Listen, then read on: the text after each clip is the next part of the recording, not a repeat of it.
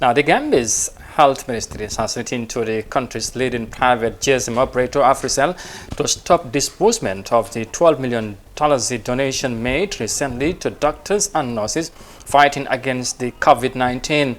As Salah reports, a leaked letter titled "Listing of Health Sector Staff Without the Authorization," signed by Permanent Secretary at the Ministry of Health, Mohamed Lamin Chaite, stated that it is unacceptable when the ministry has been sidelined in the disbursement of funds.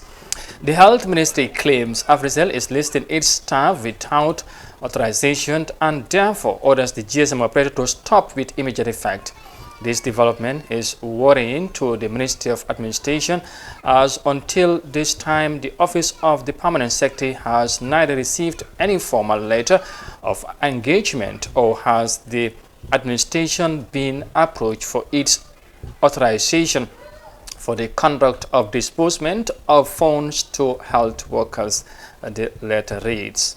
According to PS Chaite, it is this ministry's firm position that the coordinated or the uncoordinated approach taken by Africell has the potential of causing serious negative accountability and sector management implications, which the ministry is not prepared to condone. On the basis of concern, the ministry hereby orders your good office to immediately stop whatever activity it is doing in this regard until Africell engage the ministry administration in written in accordance with the due process, he stated. Joining me now is Ibrahim Abba, who has been covering COVID-19 events, including Africell disbursement, very closely. Well, thank you very much, Ibrahim, for joining me on this platform. Now, what sort of a move has the ministry taken against Africell GSM company? Yeah, thank you very much, Amadou. This move exposes somehow the lack of communication among government departments, that is two ministries in questions, because Africell came in to donate to the government $12 million, and this was received by the vice president with some other cabinet ministers. A day after which, the Africell continued to, various hospitals that, it wants to give these monies to, starting with the main referral hospital in this country, that is the RVTH, where, the listing of staff, doctors, and then the issue was discussed, and where they highlighted the fact that, doctors will be receiving a monthly allowance of $2,000, while other segment of staff within the health facilities or hospitals that are targeted will receive $1,000 per month within a period of 3 months. So all of a sudden, what we saw, there was no comment coming from the Ministry of Health until almost a week, when they are saying that this is not coordinated. So this surprises, common sense why it is coming after almost 1 week, when it is actually the whole show started at the highest office, that is the at the State House. So the Ministry of Health didn't take any action, and then at that time they did not even know as to who will benefit. It was only after, when the Africell committee went to the hospital, began to visit hospitals to meet up with nurses and health workers, then was the moment when people knew exactly who should receive. Very well. Now, wouldn't it make sense or right to say the offer was aggregative?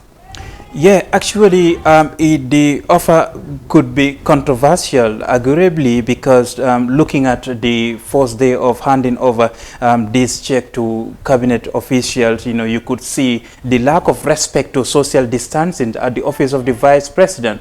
And this is an issue which the Minister of Finance later on apologized during the daily press conferences held by the Ministry of Health, in one of the joint sessions. He was questioned by the journalists, and he said they regretted for the action, but to have lot of cabinet ministers to crowd over one check, was definitely something which the government is regretting today. And it also depicts that the private sector coordination is not in order, while others, the GCCI Chamber of Commerce is calling on the private sector to coordinate, the support of private sector for this fight of COVID-19 through the chamber, Africell and others are going on their own way. So it might be fine, but now that the issues are backfiring, now the accountability measures need to be remembered now. The coordination is a problem. Very well. Just finally now, of course, we know Africell spent a staggering amount of $12 million in this, fight. Now, how would this controversy affect the fight against COVID-19? Yeah, the reaction from the Ministry of Health to ban Africell from further activities within the hospitals, working with the health workers, is something that has the potential to create damage for such a big company. And then this might also instill fear in other private sector companies if they choose to come in.